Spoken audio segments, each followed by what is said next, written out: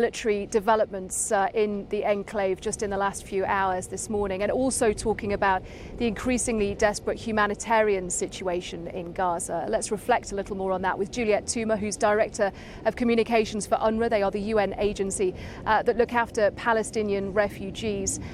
Juliette, welcome to BBC News. I know we saw these pictures yesterday of desperate people taking supplies, taking what they needed after having broken into some of your warehouses. Just give us an idea of the situation that civilians in Gaza are facing at the moment. People in Gaza are overwhelmed with fear, Anna, and this is due to a very tight siege that has been ongoing for 3+ weeks and heavy bombardments. They are also traumatized and shocked and displaced, and they live in uncertainty.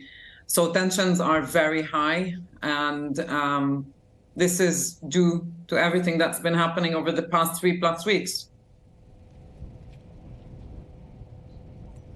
Do you know, because again, I know it's been difficult while there's been a communications blackout over the weekend to contact your staff, but what you have left in terms of supplies there inside Gaza?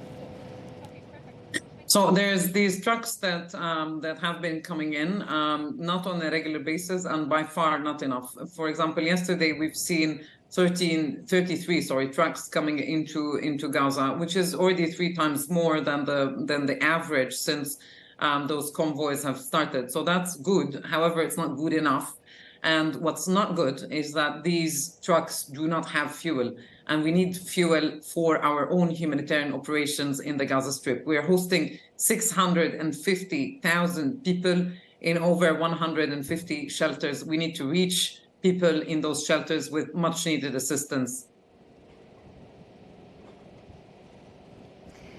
Juliette, people might wonder why these trucks can't simply pass through the Rafah crossing in the volume that's needed. Are you able to explain why it is so complicated to try and get that aid into Gaza?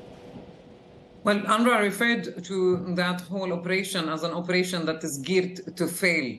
And it is a very cumbersome operation that shouldn't be as complicated. So before the war started, 500 trucks came into the Gaza Strip every single day. Now we're getting on average, 10, 12? It's a drop in the ocean. It's really a trickle. It won't make any difference. And they don't have fuel on them. So it's absolutely critical that a number of things happen, including making this process less complicated and adding fuel to these convoys, making them more regular, and making the whole inspection and process much less long, if you wish, much shorter. Israel is saying that one of the reasons that it won't allow fuel inside Gaza is because it says that Hamas already has stocks there, and it's saying that Hamas should share that with humanitarian organisations. Again, what is the sense that your staff on the ground are giving you about that? Well, UNRWA is running out of fuel.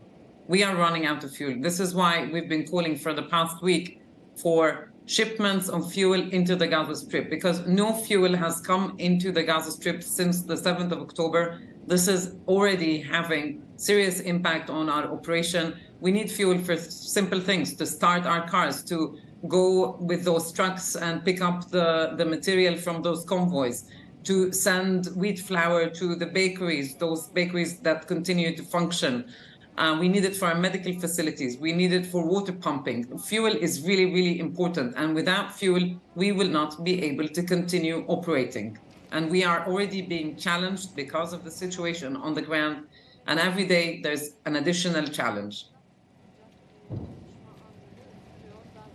And Juliette, I also want to take a moment to talk about your staff on the ground who are working very hard there, as are many other humanitarian workers, but also you've lost many of your staff, sadly, as well, haven't you? Many have been killed in this ongoing war.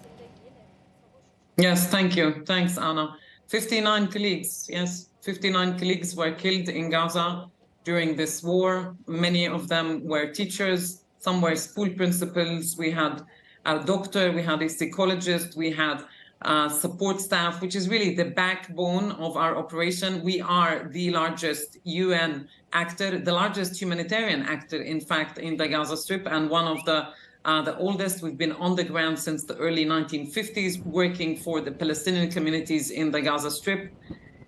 But we will never be the same without those colleagues that we've lost. And I'm afraid that 59 is a number that we were able to confirm and verify, but it could be much higher as we go through and as this war continues.